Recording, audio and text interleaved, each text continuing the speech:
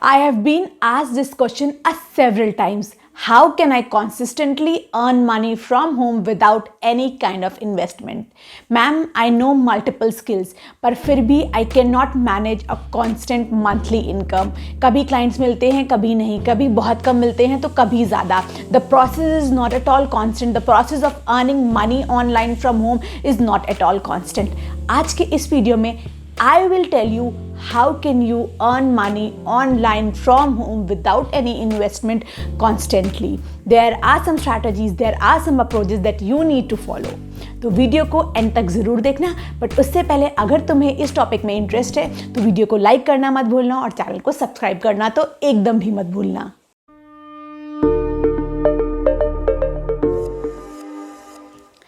First thing first, let me tell you, today I am not going to tell you any kind of hack, any kind of secret trick. Today I am going to tell you the way that I have learned, the way that I have come up through during my online journey, during my virtual journey, or when I was a content writer, a content manager, or a freelancer and a YouTube channel creator. ये सारी चीज़ें जो मैं आज तुम्हें बताने वाली हूँ मैंने अपनी जर्नी में लर्न करी हैं when I was working online, when I was making a constant income working from home online. तो चलो स्टेप बाय स्टेप जानते हैं इन सारी चीज़ों को. The first step to earn a constant income online is developing a learning system. Are you somebody who watch videos related to earning money online one after the other? Or are you someone who keeps on registering to several websites that tells you how to earn money online or that gives you small work so that you can earn money online? If yes, then let me tell you, these are temporary ways. इन सारे ways के through तुम कभी भी एक constant income नहीं earn कर सकते हो. So the first step is you have to find a learning system for yourself, a skill, a product, a business or a service that can give you a constant income online. ये हो सकता है तुम्हारा एक YouTube channel, ये हो सकता है तुम्हारा कोई प्रोडक्ट, ये हो सकती है तुम्हारी फ्रीलांसिंग सर्विसेज, ये हो सकती है तुम्हारे कोर्सेज, ये हो सकता है तुम्हारा 1-on-1 कोचिंग सेशंस, ये भी हो सकता है when you become a seller on Fiverr, or when you become a writer on Medium, or when you become a social media influencer, or when you have a Instagram or any social media account जिसकी काफ़ी ज़्यादा followers हो, जिसका काफ़ी ज़्यादा stand out हो, or you are a affiliate marketer. तो the first thing is तुम अपने लिए एक ऐसा लर्निंग सिस्टम ढूंढो जो कि तुम्हें कांस्टेंट इनकम दे सके. वो तुम्हारा कोई बिजनेस हो सकता है, तुम्हारी कोई प्रोडक्ट हो सकती है, तुम्हारी कोई सर्विस हो सकती है, या तुम्हारी खुद की कोई स्मॉल एजेंसी. तो सबसे पहले स्टेप कंप्लीट करो, उसके बाद ही आगे स्टेप्स में बढ़ना. The second step is you have to develop a process for your learning system.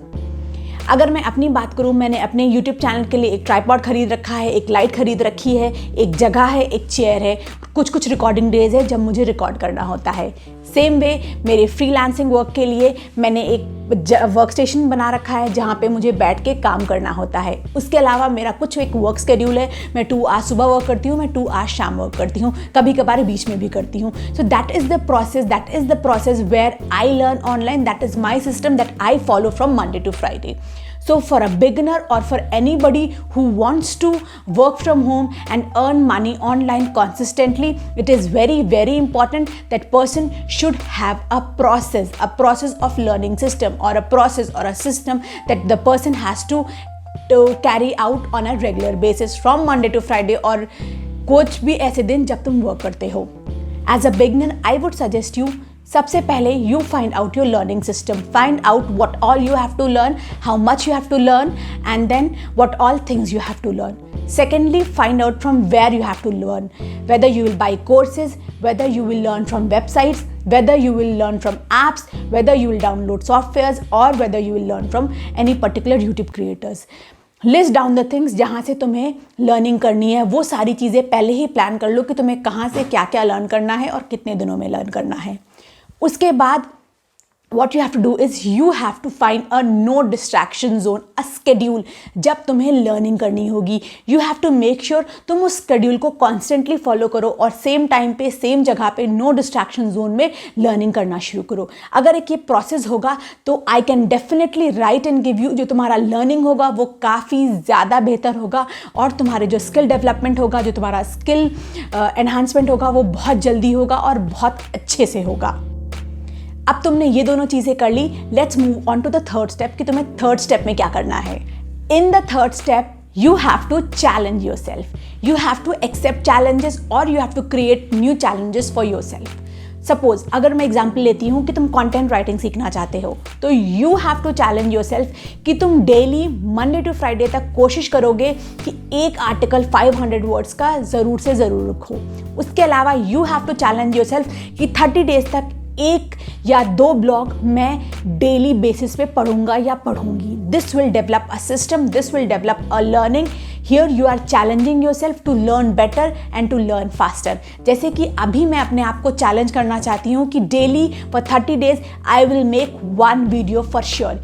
ये अपने आप को मैंने चैलेंज दिया है so that I can grow my YouTube channel, I can learn better and faster, I can earn more money in a short span of time. So same way you have to find out a challenge for yourself. अगर तुम graphic designing करते हो तो you can tell yourself, you can challenge yourself that you will design one proper template daily for 7 days, for 13 days, for 2 weeks, for 4 weeks. Or I can give you one more example. If you are into web development, you will challenge yourself कि एक हफ्ते में मैं एक app तो पूरा का पूरा बनाने की कोशिश करूंगी या करूंगा।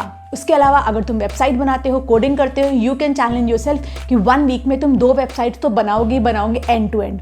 सो ऐसे ही अपने लिए छोटे छोटे चैलेंजेस क्रिएट करो एंड यू मेक श्योर उस चैलेंज को जो तुमने क्रिएट करा है और जितना टाइम दिया है उस टाइम में कंप्लीट कर लो।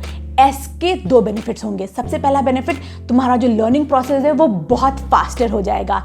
इसका दूसरा बेनिफिट ये होगा कि इस प्रोसेस के थ्रू तुम्हें काफ़ी और कुछ लर्न करने को मिल जाएगा। You will do things practically. जो फर्स्ट और सेकंड स्टेप में तुमने लर्निंग करी थी उसको प्रैक्टिकली तुम यहाँ पे फॉलो करोगे। ऐसा करने से जब तुम क्लाइंट्स के लिए वर्क करोगे तब तुम्हें पता होगा तुम्हें एग्जैक्टली क्या करना है। तुम्हारे पास उन चीज़ों का ऑलरेडी एक्सपीरियंस होगा। इसके बाद आता है हमारा 4th step. In this step you have to join groups, join communities और mingle with like minded people. इसका मतलब ये है तुम्हें FB पे, ट्विटर पे, इंस्टाग्राम पे, लिंक्डइन पे, जितने भी सोशल मीडिया नेटवर्क्स हैं, उसके अलावा रेडिट पे भी उन ग्रुप्स को, इन कम्युनिटीज़ को ज्वाइन करना है जो कि सेम चीज़ सीख रहे हैं जो कि तुम सीख रहे हो। सपोज अगर मैं बात करूँ कंटेंट राइटिंग की तो फेसबुक पे काफ़ी ज़्यादा ग्रुप्स हैं, लिंक्डइन पे काफ़ी ज़्यादा ग्रुप्स हैं, रेडिट पे काफ़ी ज़्यादा ग्रुप्स हैं, इंस्टाग्राम पे काफ़ी ज़्यादा ग्रुप्स हैं। तुम इन सारे ग्रुप्स को ज्वाइन करो। उसके अलावा अगर मैं बात करूँ ऐप डेवलपमेंट की तो उसके भी ज़्यादा ग्रुप्स हैं। तुमको इन सारे ग्रुप्स को जाके ज्वाइन करना है। ज्वाइन करने से तुम्हें बेनिफिट ये मिलेगा कि तुम्हें समझ में आने लगेगा कि लोग और क्या क्या सीख रहे हैं तुम्हारी चीज़ को रिलेटेड।